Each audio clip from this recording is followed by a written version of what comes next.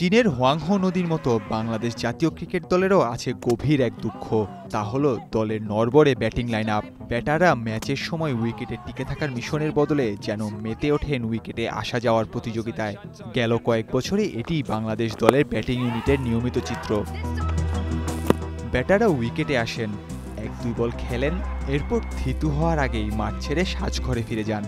Middle order থেকে প্রতিরোধ করার চেষ্টা করা হলেও টপ অর্ডার আর লোয়ার অর্ডারের হতাশাজনক পারফরম্যান্সের কারণে তীরে এসে তো বটেই, মাঝ সমুদ্রেও অগণিতবার ডুবেছে টাইগারদের তরি।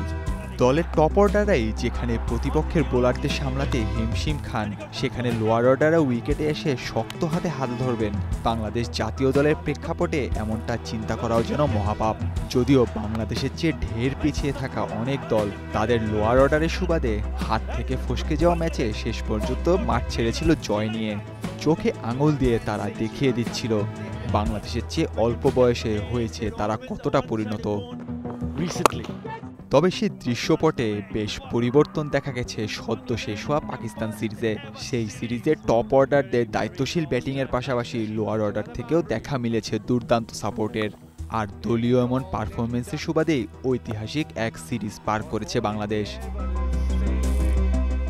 লোয়ার অর্ডারদের এমন বদলে যাওয়া পারফরমেন্স দলে বেশ ইতিবাচক প্রভাব ফেলেছে বলে মনে করছেন জাতীয় দলের তরুণ অলরাউন্ডার মেহেদী হাসান মিরাজ।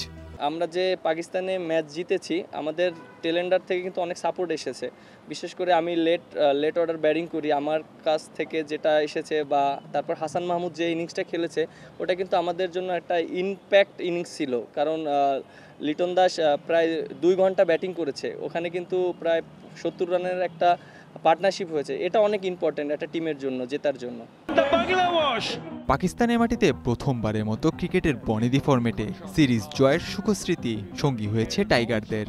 আর সেটি আসন্ন ভারত সফরে দলকে অনুপ্রেরণা যোগাবে বলেও আশা করছেন মিরাজ। পাশাপাশি ম্যাচের ফলের দিকে লক্ষ্য না রেখে দলের সবাইকে যদি নিজ নিজ পারফরমেন্সের দিকে লক্ষ্য রেখে এগোতে দেখা যায় তবেই সাফল্য মিলবে, এমনটাই মত তার। ইন্ডিয়ান মাটিতে আমরা এর আগেও টেস্ট খেলেছি, আমাদের বিগত পারফরমেন্স ওই রকম ভালো ছিল না, বাট আমরা এবার একটা কনফিডেন্ট নিয়ে যাচ্ছি। আশা করি যে ওদের যে কন্ডিশনটা আছে আমরা এনজয় করার চেষ্টা করব, আমরা ফাইট দেওয়ার চেষ্টা করব। যখন আমরা ফাইট দিতে পারবো ওদের সাথে, তখনই কিন্তু আমাদের ফরে রেজাল্ট আসার চান্স থাকবে। সো আমাদের প্ল্যানিংটাই এইটাই যে আমরা যেন ওদের সাথে ফাইট দিতে পারি। আমার কাছে মনে হয় যে উইকেট অনেক ভালো থাকবে, এবং আশা করি যদি আমরা যে কমিটমেন্টে আছি, যেভাবে খেলছি, এভাবে যদি থাকি, রেজাল্ট না চিন্তা করে যদি পারফর্ম করার চেষ্টা করি, end of the day result কিন্তু তখন আসে। 19 সেপ্টেম্বর চেন্নাইয়ে প্রথম টেস্টের মধ্য দিয়ে শুরু হবে ভারতের বিপক্ষে বাংলাদেশের সিরিজের আনুষ্ঠানিকতা। এরপর 27 সেপ্টেম্বর কানপুরে হবে সিরিজের দ্বিতীয় ও শেষ টেস্ট।